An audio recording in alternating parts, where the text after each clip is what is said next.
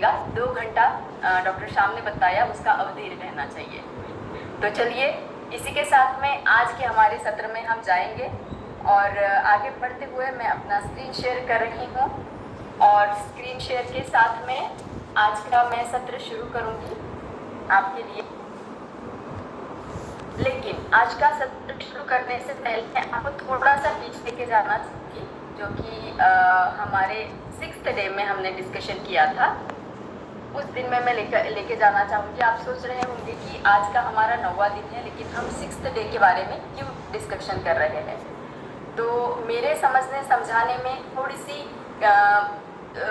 आगे पीछे हो गया, तो मैंने सोचा कि चलो आज के मेरे इस सत्र में मैं उसको सही कर दूँ।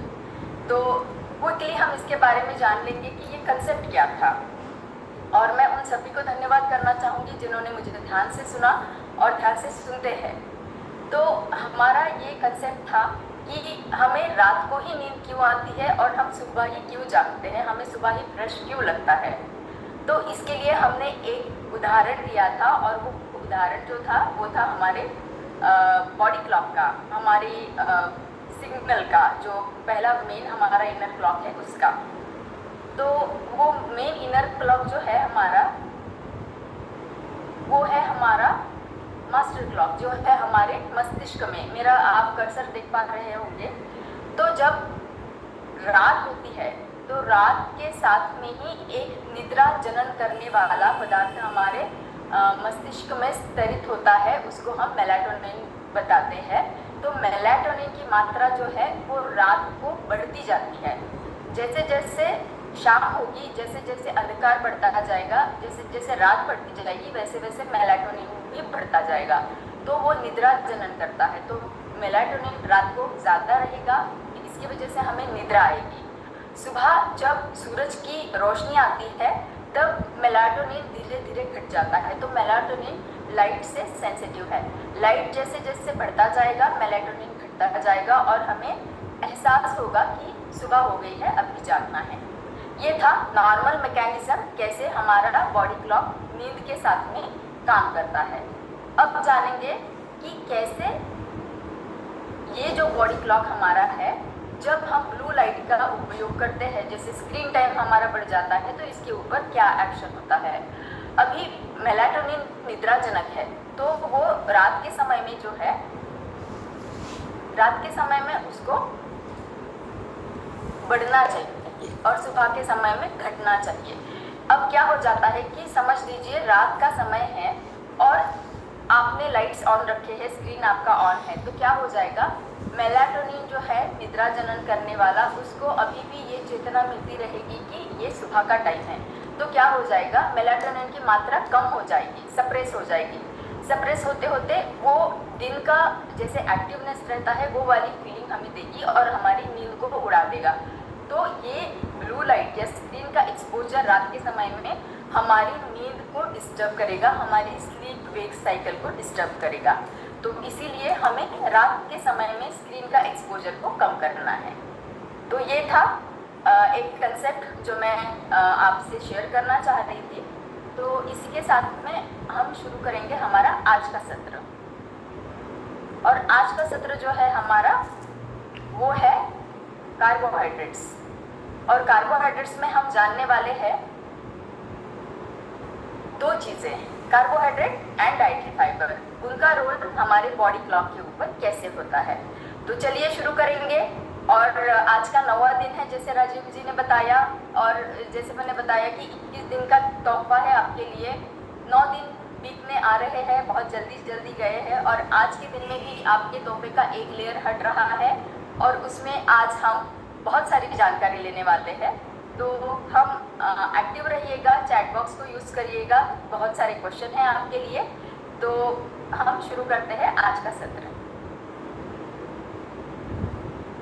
पहला सवाल आपके लिए है, कितने लोगों को ये फीलिंग आपने अनुभव किया है कि बहुत हेवी खाना खाया है और खाना खाने के बाद में कार्बोहाइड्रेट रिच खाना खाया है और पराठा हो गया या बाकी कोई चीज़ होगी जो हेवी है डाइजेशन के लिए, वो खाने के बाद में नींद आई है आप लोगों को। कितने लोगों ने ये अनुभव किया है कि खाना खाने की थोड़ी देर पहले नींद आती है, और अगर किसी को उसका कारण पता हो तो एक शब्द में अगर आप चैट बॉक्स में लिखेंगे तो हमें अच्छा लगेगा। कि खाना खाने के बाद में थोड़ी देर के बाद में बहुत नींद आती है और वो नींद की इंटेंसिटी जो है वो निर्भर करती है कि किस तरीके का खाना हमने खाया है। तो आंसर आने शुरू हो गए हैं, सब लोग बोल रहे हैं कि यस, हमने सभी ने अनुभव किया है कि नींद आती है। तो चलिए जानते हैं उसके पीछे का साइंटिफिक रीजन क्या है कि क्यों नींद आती है। ठीक है, तो आप समझ लीजिए कि एक खाना है, थाली है जो बहुत ही रिच है, कार्बोहाइड्रेट से भरा पूरा है और उसको हमने खाया। अब जब बहुत सारा खाना हमने खाया तो क्या हो जाता है, शरीर के तरफ शरीर को लगता है कि एक बहुत बड़ा काम आया है। तो शरीर जो है अपना सारा ब्लड का फ्लो है, रक्त का अभिसरण जो है वो हमारे स्टमक के तरफ दे देता है, पेट की तरफ दे देता है।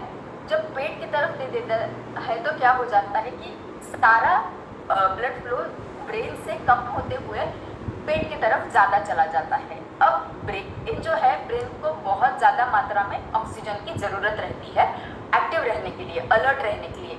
अब जब ब्रेन में वो ऑक्सीजन और ब्लड की मात्रा धीमी हो गई है, बंद नहीं हुई है, स्लो डाउन हो गई है। स्लो डाउन होते होते क्या हो जाता है, हमें एक थोड़ी सी थकान सी नहीं बोल सकेंगे हम, एक लिथार्जी सी फील होती है, एक डल सा फील होता है और नींद आना शुरू हो जाती है।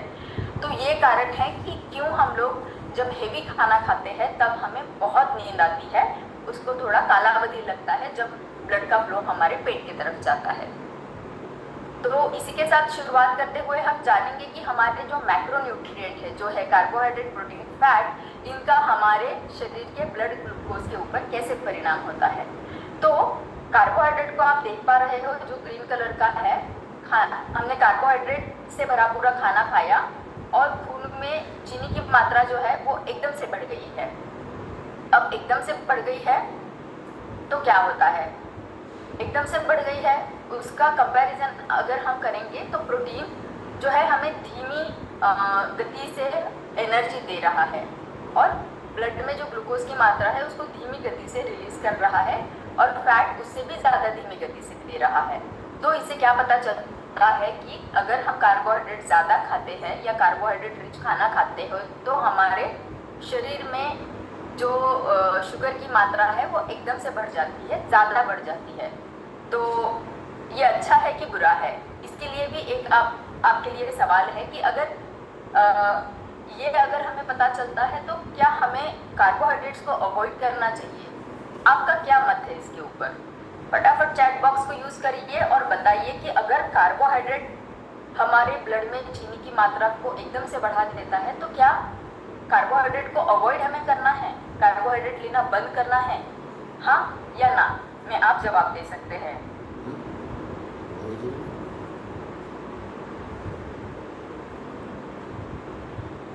तो बलोदी जी ने बताया कि नॉट गुड, बैड है हमारे लिए। सपना जी ने भी बताया अवॉइड करना चाहिए, यस बोल रहे हैं सब लोग। बैड है, नहीं लेना चाहिए भी बताया है, एब्सोल्युटली नहीं लेना चाहिए। बैड है, हाँ त्रिपाठी जी ने बताया कि यस, ओके, कम करना चाहिए। आपके सभी के आंसर बहुत उत्तेजना देने वाले हैं और ये सही बात है कि कार्बोहाइड्रेट अगर है तो हमें उसको क्या पूरी तरीके से बंद करना चाहिए या लिमिट करना चाहिए। चलिए जानेंगे। कार्बोहाइड्रेट को हम पूरी तरीके से लेना बंद नहीं कर सकते हैं। क्यों नहीं बंद कर सकते हैं? क्योंकि ब्रेन जो हमारा सबसे वाइटल ऑर्गन है उसकी डिपेंडेंसी हमारे कार्बोहाइड्रेट के इंटेक के ऊपर रहती है। क्योंकि ब्रेन में जो न्यूरॉन्स है उन न्यूरॉन्स को ज़्यादा से ज़्यादा कार्बोहाइड्रेट की मतलब ग्लूकोज की रिक्वायरमेंट रहती है अपना फंक्शन को नॉर्मल करने के लिए।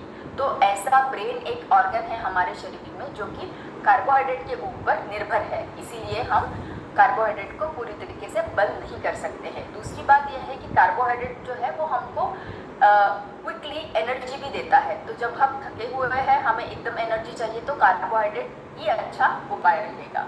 तीसरी बात है कि ये हमारे मैक्रोन्यूट्रिएंट जो हमारे शरीर के लिए 3 इम्पॉर्टेंट आधार स्तंभ है उसमें से एक है।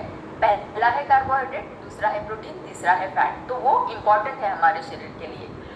चौथी बात यह है कि हमारे जो फूड प्लेट में है वो रिकमेंडेड है कि 1/4 भाग हमारे खाने की प्लेट में कार्बोहाइड्रेट रहना है। तो हमें ये समझ में आया है कि कार्बोहाइड्रेट भले ही शुगर की मात्रा को खून में बढ़ाता है, लेकिन हम उसको लेना पूरी तरीके से बंद नहीं कर सकते हैं। अब कार्बोहाइड्रेट के बारे में हमने जाना, हम बात कर रहे हैं उसके बारे में, तो चलिए जानते हैं कार्बोहाइड्रेट क्या है।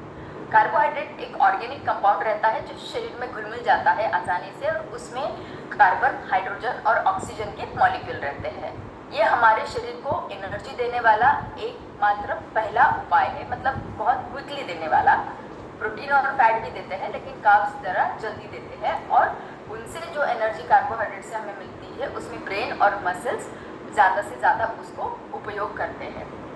और ये बात तीसरी है कि जो कार्बोहाइड्रेट है उसमें शुगर्स, फाइबर्स और स्टार्चेस भी रहते हैं। तो ये इन शॉर्ट हो गया कार्बोहाइड्रेट क्या है, ये हमने यहाँ समझ लिया। आगे चलते हैं। ये स्लाइड मैं आपको एक्सप्लेन करना चाहूँगी, लेकिन इससे पहले आप अगर टाइटल पढ़ते हो और टाइटल पढ़ने के बाद में आपके माइंड में एक मैकेनिज्म आता है जो हमने पहले भी डिस्कशन किया है, उसका नाम अगर आप चैट बॉक्स में डालेंगे तो मुझे समझ में आएगा कि आपको पहले वाले सत्र में हमने जो इन्फॉर्मेशन दी है वो याद है या नहीं।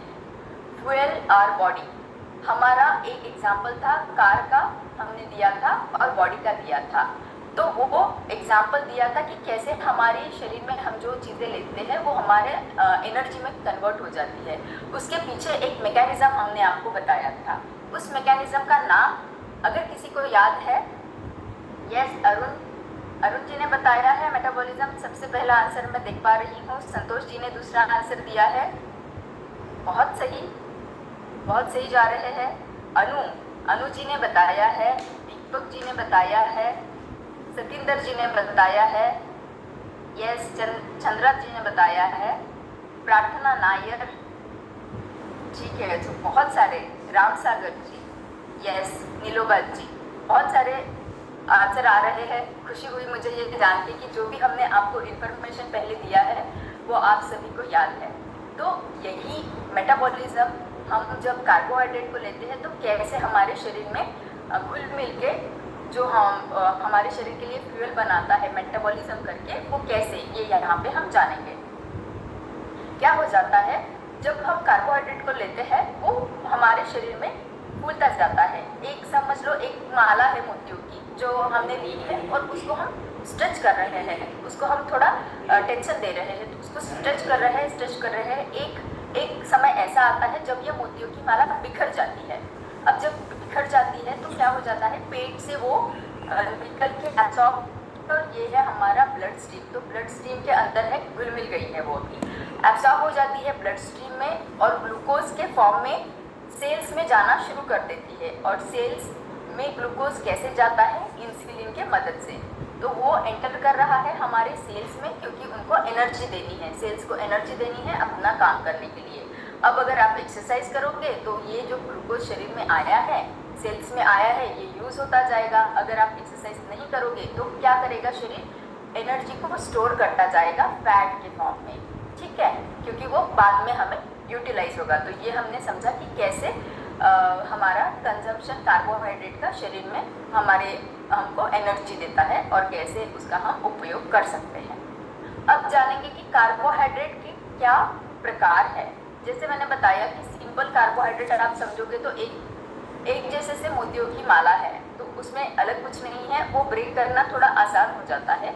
कॉम्प्लेक्स जो है उसमें आते हैं स्टार्चेस और फाइबर्स। तो इसमें अलग अलग मोती पिरोए गए हैं जो कि अलग स्ट्रक्चर के हैं या अलग मटेरियल से बने हुए हैं, लेकिन वो है तो कार्बोहाइड्रेट। इसका आसान एग्जाम्पल मैं आपको बताना चाहूँगी कि गेहूँ है कार्बोहाइड्रेट, गेहूँ है पूरे फॉर्म में। अब हमने गेहूँ को पीस दिया, पीस देने के बाद में क्या हो गया कि गेहूँ का जो एक आउटर लेयर रहता है वो अलग हो जाता है, वो है फाइबर, ठीक है। उसको हम यूज़ नहीं करते, उसको हम फेंक देते हैं। एक्चुअली वो हमारे शरीर के लिए बहुत महत्वपूर्ण है।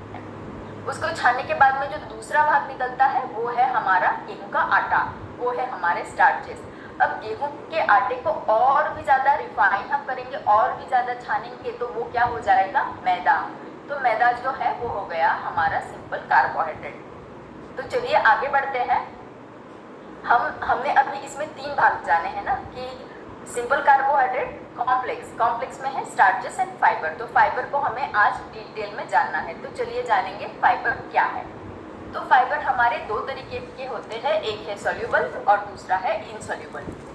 अब सोल्यूबल को हम समझेंगे एक स्पॉन्ज जो स्क्वीज होता है, और जब फूलता है तो अगर ज़्यादा पानी है तो उसको एब्सॉर्ब करके वो फूल जाता है। उसी तरीके से सॉल्युबल फाइबर जो है पानी में घुल मिल जाते हैं। घुलने के बाद में वो क्या करते हैं कि एक्सेस जो भी चीज़ें हमारे शरीर में रहते हैं, जैसे देखिए कि शुगर है या फैट है या कोई टॉक्सिन्स है, उनको एब्सॉर्ब करके फूल जाते हैं, या आप समझ लो ग्लूकोज ही है, क्योंकि ये फाइबर्स ग्लूकोज को अपने आप में ले लेंगे और फूल जाएंगे। ठीक है, तो ये हो गए सोल्यूबल फाइबर। इनका क्या एक्शन है वो हम जानेंगे। साथ ही ये भी जानेंगे कि इनसोल्यूबल फाइबर का क्या है। इनसोल्यूबल फाइबर को समझ लीजिए ये है एक झाड़ू के तौर पे, क्योंकि वो रफ फॉर्म में है। ये क्या करते हैं, ये डाइजेशन से नहीं जाते हैं, ये शरीर में से पानी को ज़्यादा एब्सॉर्ब कर लेते हैं और बिना डाइजेस्ट हुए शरीर में हमारे आंतों को क्लीनिंग करने का काम करते हैं, तो शरीर से बाहर ये निकल जाते हैं। तो सोल्यूबल फाइबर को समझिए कि स्पॉन्ज है। तो स्पॉन्ज क्या करता है, वाटर में डिजॉल्व हो जाता है, फूल जाता है, तो पेट भरा हुआ सा लगता है। मैंने बताया कि ये कैप्चर कर लेता है एक्सेस ऑफ फैट को। तो कैप्चर कर लेने की वजह से क्या हो जाता है, खून में चर्बी, लिपिड मतलब कोलेस्ट्रॉल की मात्रा कम करता है, हमारे गट को बढ़ाता है, गट को अच्छा एनवायरनमेंट देता है, क्योंकि फाइबर गट के लिए एक खाना रहता है। गट के जो माइक्रोबायोटा रहते हैं, अच्छे और बुरे बैक्टीरिया, उनके लिए ये खाना बन जाता है, तो उसको हेल्प करता है, मदद करता है। ब्लड शुगर को भी इम्प्रूव करता है। तो जैसे मैंने बताया, कोलेस्ट्रॉल और शुगर की एक्सेस मात्रा हो तो ये अपने आप में उसको ले लेता है फूल के। इसके एग्जाम्पल आप समझ लो, apple, peas, nuts, oatmeal, sweet potato और लेंटिल्स। और ये क्या करता है, हमारे आंतों में जाके खाने को एक सही जगह पे प्लेस करने का काम कर देता है, और उसी के साथ साथ हमारे गट बैक्टीरिया को हेल्प करता है।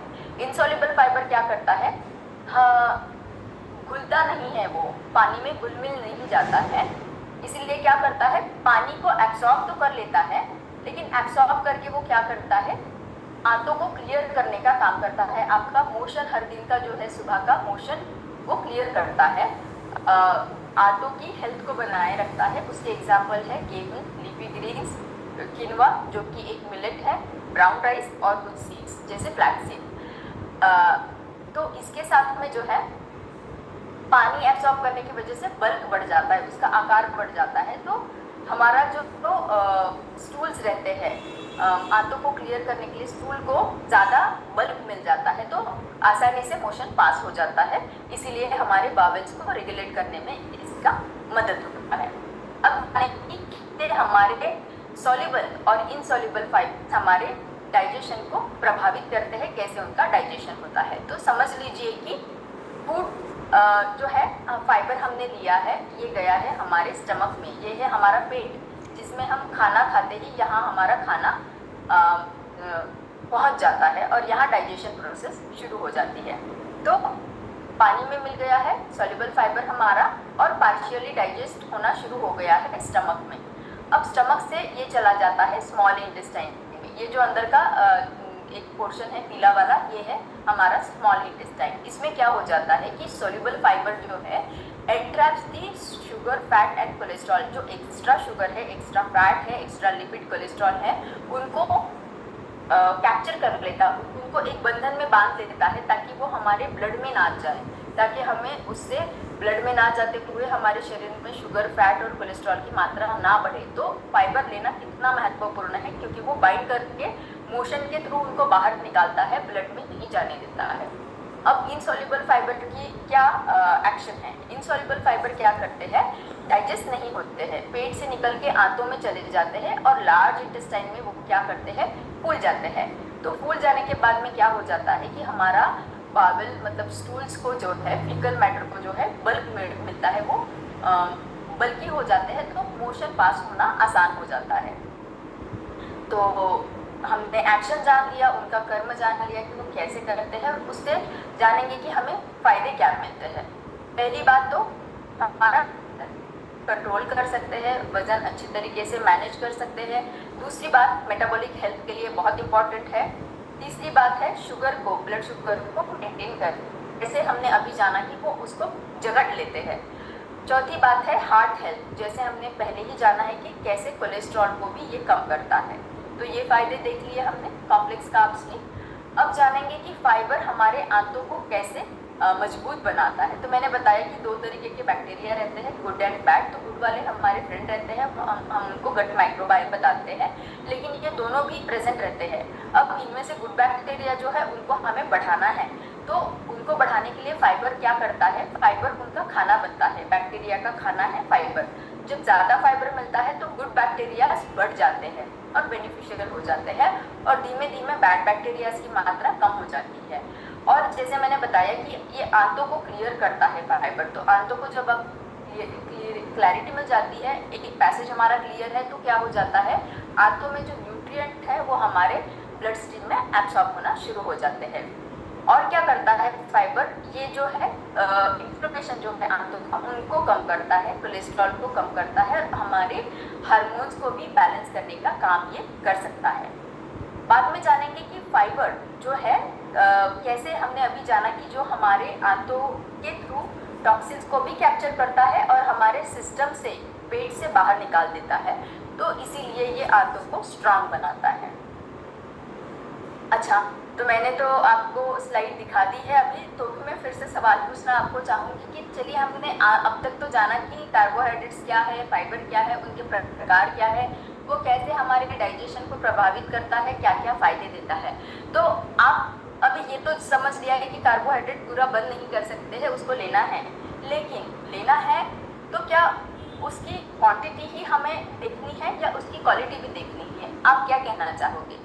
क्या दोनों ज़रूरी है, या ओनली क्वालिटी इम्पॉर्टेंट है, या ओनली क्वांटिटी इम्पॉर्टेंट है? दोनों में से आप किसको चुनना चाहोगे? आप चैट बॉक्स का यूज़ करके मुझे बता सकते हो कि क्या ज़रूरी है। अच्छा, अरुण जी ने बताया कि दोनों ज़रूरी है, क्वालिटी और क्वांटिटी दोनों भी ज़रूरी है हमें लेना। ठीक है, अच्छा आंसर है। राइडर जी ने बताया है दोनों नहीं लेना है। अच्छा, both, okay, yes, both quality quantity दोनों जानना ज़रूरी है। सही जवाब है दोनों जानना ज़रूरी है। तो चलिए जानेंगे, क्वांटिटी से शुरुआत करेंगे, बाद में क्वालिटी के ऊपर जाएंगे। तो क्वांटिटी की बात अगर हम करते हैं तो मात्रा कितनी रहनी चाहिए कार्बोहाइड्रेट की? तो ये जनरली देखा गया है कि जो हमारी शरीर की एनर्जी की डिमांड है, वो एनर्जी की डिमांड जो है वो कार्बोहाइड्रेट के थ्रू 50 से 55% मिलनी चाहिए हमें कार्बोहाइड्रेट के थ्रू। ये रिकमेंडेशन जो है बताया गया है। लेकिन क्या होता है, 50% हमें कार्बोहाइड्रेट से मिलना चाहिए, लेकिन हो क्या रहा है,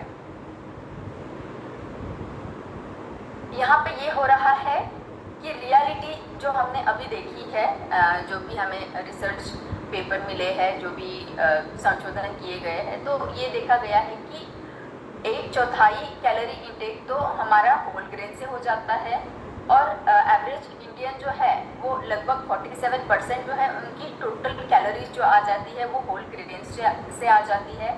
इवन रूरल एरिया में भी 70% बस हम कार्बोहाइड्रेट का भी मतलब जो धान्य है उनका उपयोग करके, जिसमें जो कि कार्बोहाइड्रेट है 70% हम उसी से ले रहे हैं। ठीक है, और हमारा प्रोसेस फूड से भी हम 10% ले रहे हैं। अर्बन जो शहरी विभाग है उसमें तो फास्ट फूड जो रहते हैं प्रोसेस्ड वाले, तो उसमें तो लगभग प्रोसेस फूड से 30% हमें आ रही है, जो कि अगर आप सभी को देखें तो ये रेकमेंडेड जो था उससे बढ़ रहा है। तो हम जितना बताया है उसको नहीं फॉलो कर रहे हैं, लेकिन जो गलत है उसको फॉलो कर रहे हैं। तो ये हो गया कार्बोहाइड्रेट के बारे में। फाइबर के बारे में जानेंगे कि कितना फाइबर इम्पॉर्टेंट है शरीर के लिए। तो जैसे रिपोर्ट ने बताया है कि कैसे रिकमेंडेड है फाइबर की मात्रा पुरुष के लिए। अगर एक्टिविटी आपकी ज़्यादा नहीं है तो आपको 30 ग्राम फाइबर लेना है एक दिन में। आपकी एक्टिविटी मॉडरेट है, मध्यम है, तो आपको 40 ग्राम लेना है एक दिन में। आप बहुत एक्टिव हो, बहुत ही हैवीली एक्टिव हो, तो आपको 50 ग्राम लेना है।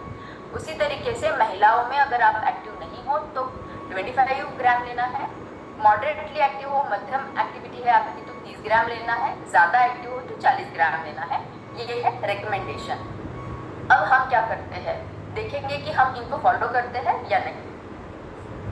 तो स्टडीज़ ने बताया है कि 10 भारतीयों में से 7 भारतीय जो है वो फाइबर की रिक्वायरमेंट को पूरा नहीं कर पाते हैं। तो इससे हमने क्या जाना, ना तो हम कार्बोहाइड्रेट के रिकमेंडेशन को फॉलो कर रहे हैं, ना तो फाइबर के रिकमेंडेशन को फॉलो कर रहे हैं, जो कि गलत है। इससे हमें ये जानने में आया कि क्वांटिटी को तो हमने सही तरीके से फॉलो नहीं किया है, और हमें ये भी पता चला है कि कितना हमने लेना चाहिए। तो आज से चलिए उन रिकमेंडेशंस को फॉलो करना शुरू करेंगे जो कि हमें रिसर्च ने बताए हैं।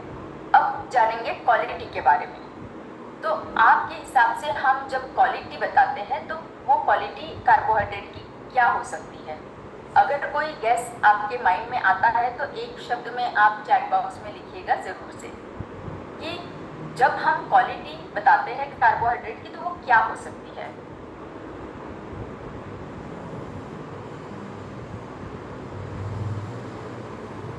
अगर आपके माइंड में क्विकली कोई कंसेप्ट आता है कि क्वालिटी कार्बोहाइड्रेट क्या हो सकते हैं? कॉम्प्लेक्स कार्बोहाइड्रेट सत्येंद्र जी का पहला जवाब है, बदलौती जी का दूसरा जवाब है, संतोष जी ने कॉम्प्लेक्स बताया है, कमल जी ने दोनों ही बताया है। ओके, ठीक है, चलिए, बहुत अच्छे। सोल्यूबल फाइबर, कॉम्प्लेक्स कार्ब्स, बहुत अच्छे। तो बहुत सही आप देख रहे हो कि क्वालिटी किस डायरेक्शन में हमें जाना है। तो जानेंगे कॉम्प्लेक्स वर्सेस सिंपल कार्ब्स क्या रहते हैं। कॉम्प्लेक्स कार्ब्स जो रहेंगे वो है लॉन्ग चेन। मैंने बताया कि मोतियों की माला है, लेकिन मोतिया जो है वो एक जैसे से नहीं है, अलग अलग है। तो वो हो गए हमारे कॉम्प्लेक्स कार्ब्स। और कंपैरिजन करेंगे सिंपल, तो वो जो है शॉर्ट रहते हैं, छोटे रहते हैं, इजीली ब्रेक डाउन हो जाते हैं हमारे शरीर में। ये लेता है लंबा समय शरीर में डाइजेस्ट होने के लिए। और सिंपल कार्ब्स बहुत ही जल्दी, जैसे कि शुगर है, जैसे कि मैदा है, बस शुगर को खा लो और एकदम से ब्लड में शुगर बढ़ गया, तो उसमें कोई फाइबर नहीं है, उसमें कोई समय नहीं लगने वाला है डाइजेशन के लिए। तो ये हो गया सिंपल, क्विकली एब्सॉर्ब होने वाला कार्बोहाइड्रेट। ये जो है हमारे ब्लड में धीमे धीमे बढ़ता है। ये क्या करता है, एकदम से बहुत ही गति से बढ़ जाता है, ब्लड का शुगर बढ़ा देता है। ये क्या करता है, धीमी गति से भी जाता है, और कॉम्प्लेक्स है तो वो शरीर में हमें फुलनेस देता है और लंबे समय तक एनर्जी भी देता रहता है। तो एक भरापन सा हमको लगता है और लंबे समय तक एनर्जी भी मिलती है। लेकिन ये क्या करता है, क्रैशिंग फीलिंग, एकदम से एनर्जी चढ़ गई है, एकदम एक्टिव लगा है, एकदम से डाउन हो गया है। से लाइक एक घंटे में, 2 घंटे में हमें लगता है कि मैं तो थक गया हूँ, फिर से मुझे कुछ खाना है, तो उसको बताएंगे। जो डाउन हो जाते हैं, फटीग सा लगता है इमीडिएटली, वो है क्रैशिंग फीलिंग। बाद में है कॉम्प्लेक्स जो रहते हैं वो लेस प्रोसेस रहते हैं। सिंपल वाले हमें पता है रिफाइन करके वो प्रोसेस होके सिंपल हो जाते हैं। इसमें फाइबर ज़्यादा रहता है, इसीलिए ये हमें धीमे धीमे एनर्जी देता रहता है। इसमें फाइबर नहीं रहता है। ये क्या करता है, धीमे हमें एनर्जी देता जा रहा है, लंबे समय के लिए एनर्जी देता जा रहा है, तो हमारा परफॉर्मेंस जो है, हमारी एक्टिविटी जो है वो लंबे समय के लिए बनी रही है। लेकिन सिंपल कार्बोहाइड्रेट में क्या हो जाता है, परफॉर्मेंस जो है एकदम से तो एक्टिव लगता है, थोड़ी देर के लिए आप एक्टिव रहोगे, लेकिन बाद में आपका परफॉर्मेंस डाउन हो जाएगा। फिर क्या है, एंटीऑक्सीडेंट और विटामिन से भरपूर रहते हैं, क्योंकि ये कॉम्प्लेक्स है, उसमें अलग अलग लेयर्स रहते हैं और उनमें भी एंटीऑक्सीडेंट विटामिन रहते हैं। इनमें नहीं रहती है क्योंकि हमने सारी जो लेयर्स है, सारी जो परतें हैं वो हटा दी है। एग्जाम्पल जानने हैं तो वो है कैरेट्स, आपके ब्रेड्स जो है वाइट ब्रेड, बनाना, ब्राउन राइस, ये हो गए हैं हमारे होल ग्रेन ब्रेड, यहाँ आप फिर से समझ लीजिएगा कि कॉम्प्लेक्स का अगर हमें उदाहरण देना है तो कैरेट्स वेजिटेबल्स में हम बता रहे हैं whole grain bread, not the white bread, ठीक है। तो होल ग्रेन का जो ब्रेड है उसमें थोड़ी मात्रा ये भी रहती है कॉम्प्लेक्स कार्ब्स की। बनाना है, ओट है, ब्राउन राइस है। ब्राउन राइस आपने देखा होगा कि एक लेयर रहता है उसके ऊपर। और उसके कंपैरिजन में सिंपल कार्ब्स के एग्जाम्पल देखेंगे तो केक है, शुगर है, फ्रूट जूसेस है, कि बस ले लो और इमीडिएटली आपका शुगर बढ़ जाएगा। तो क्वालिटी जब हमें जाननी है, कॉम्प्लेक्स वर्सेस सिंपल हमने जान लिया है, अब जब क्वालिटी हमें और आगे जाके देखना है तो क्या हमें जानना है। एग्जाम्पल लेंगे एक वाटरमेलन का और समझेंगे कि ग्लाइसेमिक इंडेक्स क्या है और ग्लाइसेमिक लोड क्या है। अब इसको जानने के लिए समझेंगे, एक उदाहरण ले लीजिए। एक कार है जो शुरू हुई है और एकदम जलद गति से चली गई है, रुक गई है, वो है हमारा ग्लाइसेमिक इंडेक्स, जो कि बताता है कि कितना जल्दी हमारे रक्त प्रवाह में शुगर का स्पाइक हो जाएगा, शुगर बढ़ जाएगा, कितना स्पीड से बढ़ जाएगा, कितना गति से बढ़ जाएगा।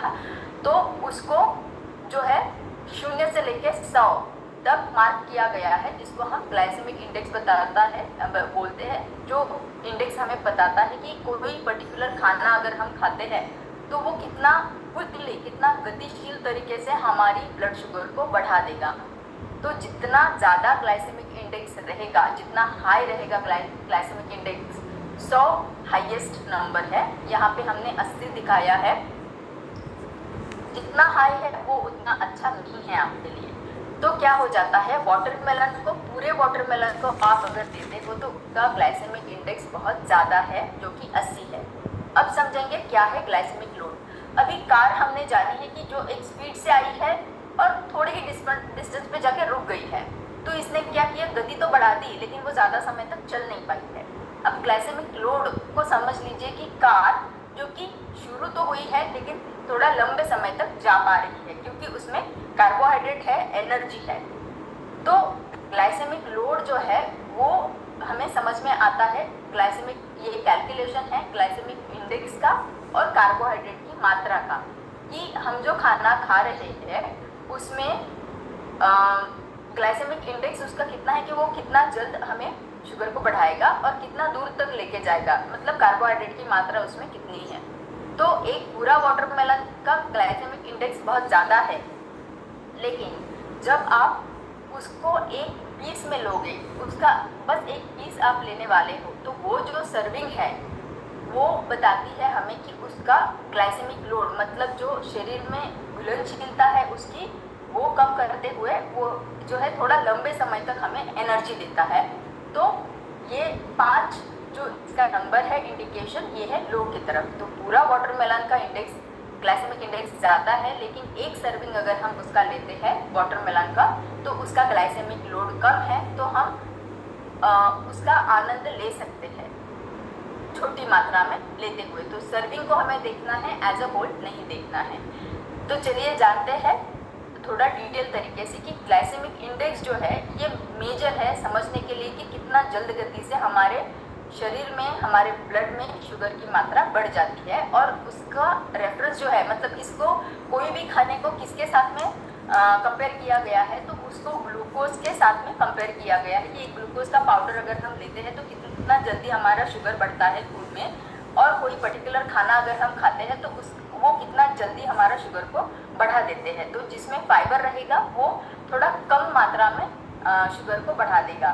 तो ये जो है लो हम समझेंगे 0 से 55 तक, मीडियम ग्लाइसेमिक इंडेक्स से 55 टू 69 तक, 70 से अगर ऊपर है तो वो हाई है। ग्लाइसेमिक लोड क्या है? ग्लाइसेमिक लोड हमें दोनों चीज़ों को बताता है। ये बताता है क्वांटिटी भी कार्बोहाइड्रेट का और क्वालिटी भी कार्बोहाइड्रेट का। तो ये जो है हमें एक एक्यूरेट मेजर बताता है कि कैसे एक पर्टिकुलर चीज़ को एक पर्टिकुलर मात्रा में हम अगर लेते हैं तो वो मात्रा जो है वो हमारे शरीर में ब्लड की शुगर को कैसे बढ़ाएगी और कैसे धीमी तरीके से बढ़ा सकती है। जो चीज़ें ग्लाइसेमिक लोड जिनका 110 तक है वो लो बताई गई है, जो हमारे लिए अच्छी मानी गई है। बाद में 11 से 19 अगर है तो वो मीडियम ग्लाइसेमिक लोड बताया गया है। जो 20 ऊपर है उनको हाई ग्लाइसेमिक लोड बताया गया है। तो लो ग्लाइसेमिक लोड रहना, लो ग्लाइसेमिक इंडेक्स रहना कभी भी हमारे लिए अच्छा समझना चाहिए। तो जानेंगे कि ग्लाइसेमिक इंडेक्स, ग्लाइसेमिक लोड हमने जान लिया, लेकिन हमारी रोज़ की ज़िंदगी में हम जो चीज़ें बहुत ही फ्रिक्वेंटली खाते हैं, जो कि हमारा ब्रेकफास्ट है, क्या उनका ग्लाइसेमिक लोड, उसका ग्लाइसेमिक लोड ग्लाइसेमिक इंडेक्स क्या ज़्यादा है या कम है? तो वाइट ब्रेड बटर जाम बहुत सारे लोग खाते हैं, तो उसका ग्लाइसेमिक इंडेक्स ज़्यादा है। मार्केट में बहुत सारे आते हैं सीरियल्स जो बताते हैं, आप देख पा रहे हो यहाँ पे, तो वो उसका भी कितना है, 80 से ज़्यादा है, तो ये वेरी हाई है। इडली जो कि ज़्यादा उसमें कंपेरेटिवली हेल्दी मान सकते हैं हम, क्योंकि उसमें उतनी ही मात्रा में हमने दालें भी डाली रहती है, तो वो फर्मेंटेड भी रहता है, तो हेल्दी माना जाता है। लेकिन उसमें आपको जो है कोई और चीज़ें ऐड करनी चाहिए, जैसे वेजिटेबल, जो हेल्प करेगा हमारे ग्लाइसेमिक इंडेक्स को कम करने के लिए। इंस्टेंट ओट्स समय तो बचा लेगा, लेकिन ग्लाइसेमिक इंडेक्स को बढ़ा देगा। तो ये हो गए एग्जाम्पल, थोड़ा आई ओपनिंग है कि कैसे हाई ग्लाइसेमिक इंडेक्स वाला खाना हम रोज़ खाते हैं। तो इसको बदलने की ज़रूरत है, इसको मॉडिफाई और इम्प्रोवाइज करने की ज़रूरत है। इम्प्रोवाइज कैसे करना है ये मैं आपको आगे बताने वाली हूँ, लेकिन फिर से समझ लेंगे कि क्या हो जाता है जब हम हाई ग्लाइसेमिक इंडेक्स लेते हैं और जब हम लो ग्लाइसेमिक इंडेक्स लेते हैं। तो लो ग्लाइसेमिक इंडेक्स का खाना अगर खाते हैं तो समझ लीजिए कि एक फुव्वारा है गार्डन का, जो धीमे धीमे पौधों को पानी दे रहा है। तो क्या होगा, धीमे धीमे जा रहा है, तो पौधे भी उसको ले पा रहे हैं और वो फल फूल रहे हैं। तो धीमा सप्लाई हमेशा अच्छा रहेगा। तो लो ग्लाइसेमिक इंडेक्स खाना क्या करता है, धीमा सप्लाई देता है हमारे ब्लड में शुगर का। उसी के विरुद्ध देखेंगे तो हाई ग्लाइसेमिक इंडेक्स वाला खाना क्या करता है, क्विकली आपके शरीर में चीनी की मात्रा रक्त में बढ़ा देता है। तो ये हाई पावर वाले फव्वारे के जैसे समझ लो कि जिसने ना एकदम से पानी दे दिया है हर जगह, और प्लांट तो उसको ले नहीं पाए हैं, तो प्लांट तो बढ़ने की जगह कीचड़ ही निर्माण हो गया है। तो ये हमारे शरीर को मदद नहीं हो पाई है, हानि हुई है बल्कि। तो ये हमें समझना बहुत इम्पॉर्टेंट है। आगे जानेंगे कि ये अगर इम्पैक्ट होते हैं हमारे शरीर के ऊपर, अगर हम कीचड़ बता रहे हैं हो रहा है, पोषण नहीं दे पा रहा है और हेल्थ इम्पैक्ट दे रहा है नेगेटिवली, तो क्या होता है, सिंपल स्टार्च जब हम लेते हैं तो हमारा ये तो हाई ग्लाइसेमिक इंडेक्स है, वो तो हाई रहेगा हमेशा। उससे क्या होगा, शरीर में, ब्लड में जो है, रक्त में हमारे शुगर की मात्रा एकदम से बढ़ जाएगी, एनर्जी भी बढ़ जाएगी। लेकिन एनर्जी के साथ साथ में सभी के लिए आपको हाई एनर्जी लगेगी, बहुत भरपेट खाया है ऐसे लगेगा, लेकिन उतना ही इमीडिएटली एनर्जी और सैटिस्फैक्शन दोनों भी ड्रॉप डाउन हो जाएगा, दोनों भी सडनली कम हो जाएंगे। इंसुलिन का रेजिस्टेंस बढ़ जाएगा, क्योंकि जब आप एक साथ इतना ट्रैफिक जाम कर रहे हो तो सेल उसको ले नहीं पाएगा। इंसुलिन जो है वो एक्टिव नहीं रहेगा, रेजिस्ट करेगा, और वो ग्लूकोज को जो है वो सेल्स में एंटर नहीं होने देगा।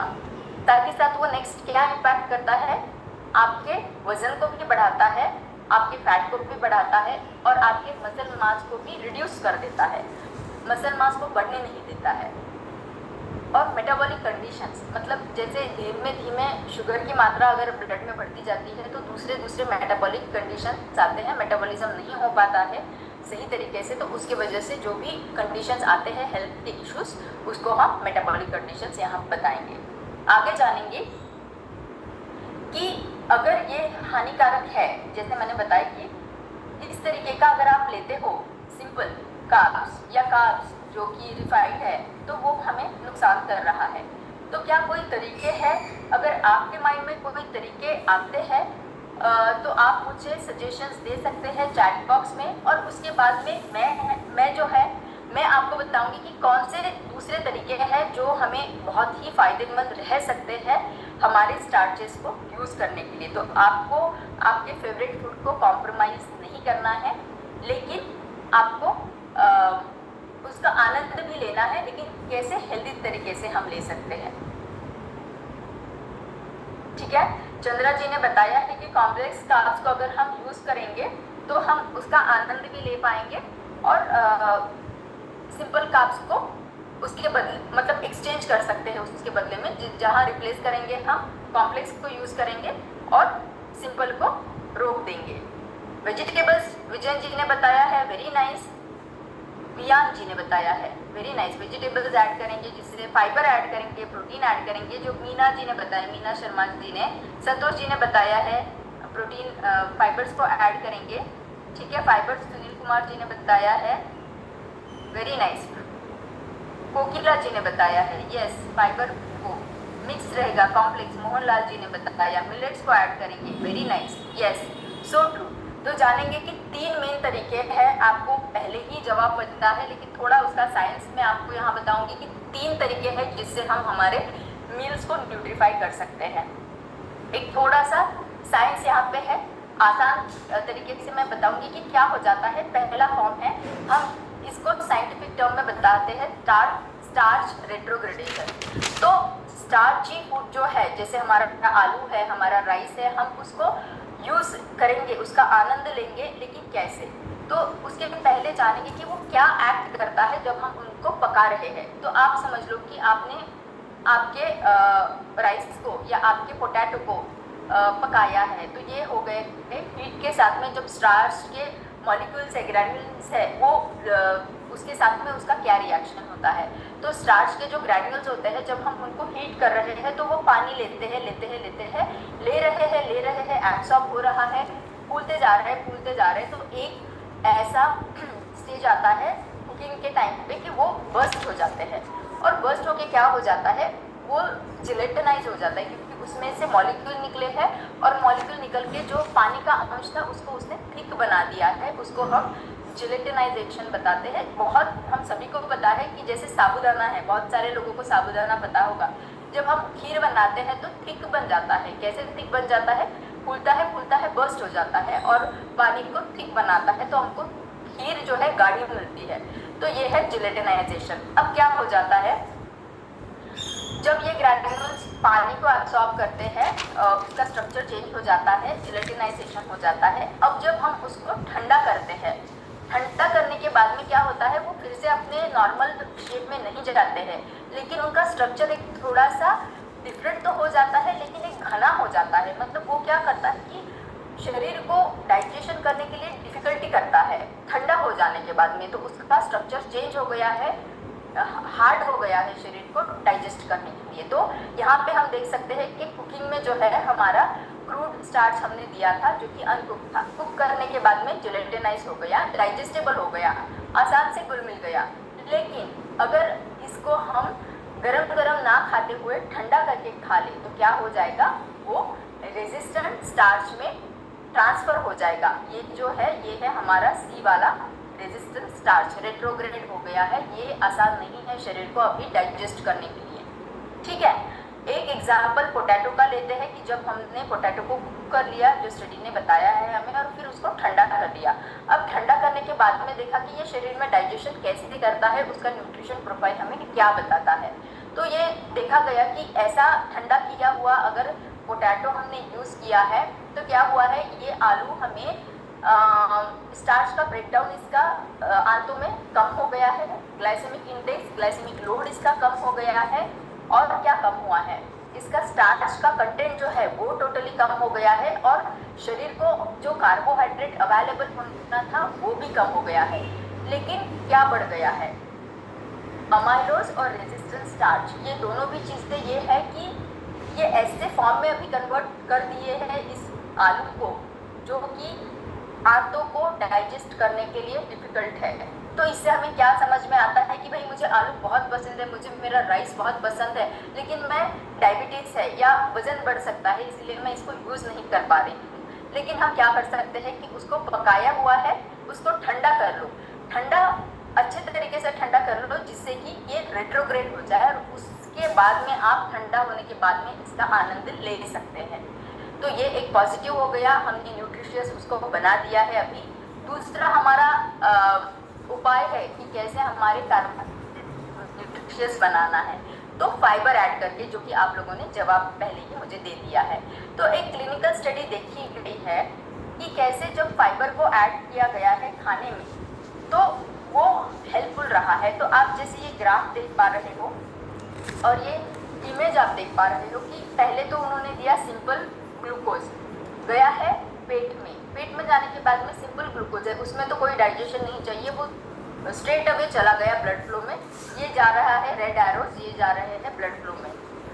फिर दूसरा कंपैरिजन उन्होंने ये किया कि ग्लूकोज में फाइबर को ऐड कर दिया, अब गया है पेट में। अब जो है पीले वाले है ग्लूकोज और जो स्काई ब्लू कलर वाले हैं वो है फाइबर। अब क्या हो रहा है आप अगर देखोगे तो वो जो है धीमे तरीके से, क्योंकि फाइबर उसको कवर कर रहा है और एक छोटा छोटा पीला वाला मॉलिक्यूल जो ग्लूकोज का है छोटा छोटा धीमे धीमे बाहर छोड़ रहे हैं, तो ये दोनों बंदों ने इसको कवर कर लिया है। तो अभी इसलिए क्या वो धीमे से जा रहा है। तो आप ग्राफ में भी ये क्लिनिकल स्टडी का बहुत क्लियरली देख पा रहे हो कि ब्लू ग्राफ जो है वो ओनली ग्लूकोज है जो एकदम से बढ़ गया है, शरीर में ग्लूकोज की मात्रा खून में बढ़ गई है और फिर डाउन हो रही है, कंपेरेटिव टू जिसमें फाइबर है ऑरेंज कलर का, जिसमें कि धीमे बढ़ी है और धीमे धीमे कम होती जा रही है। तो कंपेरेटिवली जब आप फाइबर को ऐड करेंगे तो हमें फटीग कम लगेगा, क्योंकि एनर्जी सस्टेन्ड है, एनर्जी रुकी नहीं है, धीमे धीमे धीमे अब पर्टिकुलर टाइम के बाद में हमें मिलती जा रही है, तो थकान नहीं महसूस होगी, एनर्जी बनी रहेगी, डाइट की हमारी क्वालिटी अच्छी हो जाएगी और डाइजेशन का फीलिंग भी हमारा अच्छा हो जाएगा। तो ये दूसरा तरीका था। चलते हैं तीसरे तरीके के ऊपर जो है कि प्रोटीन। तो प्रोटीन क्या करता है? प्रोटीन में भी एक स्टडी देखी गई है कि जो स्क्वायर वाले बॉक्सेस ग्राफ आप देख पा रहे हो, जिसमें जहाँ मेरा कर्सर है उसमें क्या है, ये है हमारा ओनली ग्लूकोज जब लिया है तो एकदम से शुगर की मात्रा खून में बढ़ गई है। लेकिन उन्होंने दूसरा स्टडी ये भी किया है कि उन्होंने जब प्रोटीन ही साथ में मिला लिया है तो क्या हो गया, प्रोटीन का कंजम्पशन, मतलब एक नॉर्मल हमने खाना खाया है जिसमें कि कार्बोहाइड्रेट जाता था, लेकिन साथ के साथ हमने ये किया कि प्रोटीन को भी इन्वॉल्व कर लिया ब्रेकफास्ट के टाइम पे। तो क्या हो गया कि तब प्रोटीन ने क्या किया, बाइंड कर लिया और इसको ग्लूकोज को, एंड उसका जो पिक होना था या ग्लूकोज की मात्रा जो शुगर में बढ़नी थी उसको धीमा कर दिया। अब धीमा करते करते इतना धीमा कर दिया कि खाने के बाद में भी इसका परिणाम देख पा रहे हैं हम। अब कहाँ तक देख पा रहे हैं? सेकेंड मील इफेक्ट तक, मतलब सुबह जो मैंने प्रोटीन अगर लिया है तो वो प्रोटीन मुझे सस्टेन एनर्जी तो दे रहा है, एकदम से ग्लूकोज की मात्रा खून में नहीं बढ़ा रहा है, लेकिन साथ ही साथ क्या कर रहा है, मेरे दूसरे खाने के समय में भी मेरे शुगर की स्पाइक को वो रोक रहा है, मेरे शरीर में खून में ग्लूकोज की मात्रा को एकदम नहीं बढ़ने दे रहा है, धीमे धीमे धीमे उसका सप्लाई वो मुझे दे रहा है। तो क्या हो जाएगा, हम ब्रेकफास्ट में प्रोटीन को ऐड करेंगे तो हम हमारे कार्बोहाइड्रेट का आनंद ले सकते हैं, सैटिस्फैक्शन के साथ में मेंटल परफॉर्मेंस अच्छा हो जाएगा और हमारा कैलोरी का कंट्रोल भी हो जाएगा। तो 3 चीज़ें हमने जानी है कि कैसे हमारे कार्बोहाइड्रेट को न्यूट्रीफाई कर सकते हैं। अब जानेंगे कि सुबह में ये क्यों इम्पॉर्टेंट है। हमने जाना प्रोटीन जो है ये कार्बोहाइड्रेट की न्यूट्रिशियसनेस बढ़ा देगा, ये सुबह के समय पे मेटाबॉलिज्म स्ट्रांग रहता है, अग्नि स्ट्रांग रहता है, उस समय पे आप लेते हो तो ज़्यादा फायदेमंद रहेगा। समय पे अगर आप खाना लेते हो तो हमारे आंतों के जो हमारे फ्रेंड्स गुड बैक्टीरियाज हैं उनको भी मदद करेगा अच्छे रहने के लिए। और हमें पता है कि सुबह के समय पे हमारा इंसुलिन का एक्शन स्ट्रांग रहता है और वो ग्लूकोज को एब्सॉर्ब कर पाता है, यूटिलाइज कर पाता है। तो इसीलिए हमें सुबह के समय में carbohydrate along with the protein and fibre लेना ज़रूरी हो जाता है। आगे समझेंगे कि कैसे ये हमारे बॉडी क्लॉक को इम्प्रोवाइज करता है। तो ये हमें ऐसे हेल्प करता है 3 तरीके से। पहले तो है हमारा काम बढ़ाएगा, स्लीपीनेस को कम कराएगा, स्ट्रेस हार्मोन को कम करेगा, साथ ही साथ हमारा वर्कलोड का जो स्ट्रेस हमें होता है उसको कम करेगा। दूसरा बात ये है कि ये इंसुलिन की सेंसिटिविटी को बढ़ाएगा, इम्प्रूव करेगा और सैटिस्फैक्शन और मेटाबॉलिक हेल्थ को करेगा। कैसे? हमें पता है कि वो इंसुलिन के रिस्पांस को रेगुलेट करता है जब हम कार्ब्स को कॉम्प्लेक्स वाले फॉर्म में लेते हैं। कैलोरी का कंट्रोल करता है, फैट का ऑक्सीडेशन या फैट का मेटाबॉलिज्म को भी रेगुलराइज करता है। तीसरा फायदा ये हमें मेंटल परफॉर्मेंस के बेसिस पे देता है, जिसमें कि हमारी मेमोरी को यूजफुल रहता है, अलर्टनेस को बनाए रखता है और हमारा रिस्पॉन्सिवनेस, चीज़ों को रिस्पॉन्ड करने की हमारी कैपेसिटी भी बनाए रखता है। तो ये फ़ायदे हो गए। कैसे? कार्बोहाइड्रेट अगर सही समय पे आप देते हो तो आपके बॉडी क्लॉक को बनाए रखेगा और साथ ही ये सेकेंड मील इफेक्ट में भी फ़ायदा देगा। तो एक स्टडी की है जिसमें कि लोगों को दिया है low glycemic index and high glycemic index. तो जिनमें हाई ग्लाइसेमिक इंडेक्स खाना दिया गया उनमें देखा गया कि दुगुना जो है ब्लड शुगर बढ़ गया।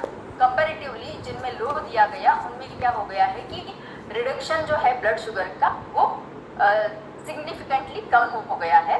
साथ ही साथ इसका इफेक्ट हमें दूसरे खाने तक भी मिला है, जिसमें कि आगे के खाने का ब्लड शुगर लेवल जो है वो बना हुआ देखा गया है। कैसे काम किया इसने ऐसे काम किया कि इसने ब्लड कर दिया, मतलब काट दिया शुगर का स्पाइक बढ़ने से, शुगर ब्लड फ्लो में उसको काट दिया तो वो वहाँ ब्लड हो गया। दूसरा है स्लो ग्लूकोज रिलीज करना शुरू कर दिया, इससे हमें कांस्टेंट एनर्जी सप्लाई मिलता रहा। कैलोरी का इंटेक जो है उसको भी कंट्रोल कर दिया और भरा पूरापन सा लगने लगा। तो सैटिस्फैक्शन, फुलनेस का फीलिंग जो है वो बनाया रहा हमारा।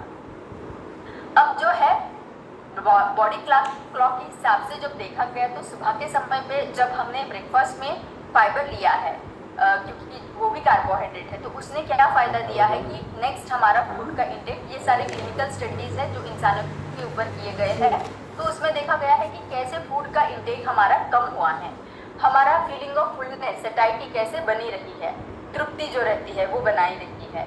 ये ब्लड शुगर के लेवल को कैसे हमें हेल्पफुल है और कंट्रोल करता है इफेक्टिवली।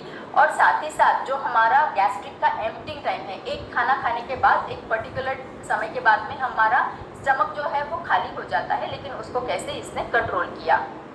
अब इसी के साथ में जानेंगे कि किन चीज़ों को किसके साथ में हमें स्वाइप करना है ताकि हम हमारे खाने को एंजॉय करें, उसको बिना रोके लेकिन हेल्दी भी बनाएं। जैसे एग्जांपल मैं यहाँ एक्सप्लेन करूँगी, आलू परोठा को आप पनीर के साथ में, प्रोटीन है, दाल या वेजिटेबल्स के साथ में फाइबर्स है, प्रोटीन्स है, उनके साथ में अगर आप परोठा बनाओगे तो आलू परोठे के बदले में पनीर या दाल या वेज परोठा लोगे तो वो आपके लिए हेल्पफुल रहेगा। उसी तरीके से वाइट ब्रेड को आपको होल ब्रेड के साथ में लेना है, बड़ा पाव के बदले में आप इडली सांभर ले सकते हो, आइसक्रीम के बदले में योगर्ट, फ्रूट जूसेस के बदले में होल फ्रूट, भाई निसर्ग से अगर आया है तो एज इट इज़ आप ले लो इसे। तो ये चीज़ें होती है। अब भी जानेंगे कि फूड पेयरिंग वो भी न्यूट्रिशियस बनाता है। तो हमने जाना है कि कैसे प्रोटीन और फाइबर के साथ में मिलेगा तो हाई ग्लाइसेमिक इंडेक्स को हम कम कर सकते हैं। होल ग्रेन्स और लेग्यूम उनको यूज कर सकते हैं। स्टार्ची वेजिटेबल्स उनको हम ऐड कर सकते हैं, वेजिटेबल्स जो नॉन स्टार्ची है तो उनको ऐड करेंगे तो भी हमें अच्छा फ़ायदा मिलेगा। लो ग्लाइसेमिक इंडेक्स वाले ऑप्शंस हमने देखना है और हमारा कुकिंग का टेक्निक्स जो है वो हमें सही कर लेना है ताकि हम उसका आनंद ले पाए। अब जो है आपको कुछ टिप्स आप फाइबर का इंटेक बढ़ा सकते हो। आपको होल ग्रेन्स लेना है, रिफाइंड ग्रेन्स नहीं लेने हैं। आपको ज़्यादा फ्रूट्स एंड वेजिटेबल्स खाने हैं, इससे फाइबर बढ़ेगा। आपको स्नैक्स में नट्स है, सीड्स है, जैसे फ्लैक्स सीड्स है, ड्राई फ्रूट्स है, उनको आपको लेना है। आपको बीन्स, लेंटिल्स, पीज इनका उपयोग ज़्यादा करना है। साथ ही साथ जैसे मैंने फ्लैक्स सीड बताया, इसका आप आपके स्मूदीज़ में, आपके ड्रिंक्स में उसका यूज़ कर सकते हो। और पानी ज़रूर से पीना है। जब फाइबर हम लेते हैं तो पानी पीना उतना ही ज़रूरी है क्योंकि वो फूलता है। जितना पानी ज़्यादा पियोगे उतना फाइबर हमें फ़ायदा करेगा। अब समय आ गया है हेल्दी हैबिट का। तो आज का हमारा सत्र खत्म होने वाला है, लेकिन आपको ये हैबिट आज ही शुरू करनी है कि कैसे आपको आपका फाइबर रिच ब्रेकफास्ट होना चाहिए कि आपका हेल्दी टोन बना रहे पूरे दिन के लिए। इसके लिए क्या करना है, ये अगर मुझे करना है तो मुझे आज ही प्लानिंग करना पड़ेगा कि मेरा आगे वाला सप्ताह कैसा रहने वाला है। तो आगे वाले सप्ताह के लिए मुझे आज ही देखना पड़ेगा कि मुझे क्या क्या खाने में क्या क्या चीज़ें जमा करके रखनी है मेरे घर में। तो इसका प्री प्लानिंग रहना बहुत ज़रूरी है। तो आग्रह करूँगी कि ये हेल्दी हैबिट आज से ही शुरू करिएगा, आपका प्लानिंग बनाए रखिएगा। इसी के साथ में हमारा शाइन का टाइम आ गया है, तो आपको स्टार्ट करना है। सभी को थैंक यू बोलते हुए पॉजिटिविटी के साथ में आपको न्यूट्रिशन लेना है।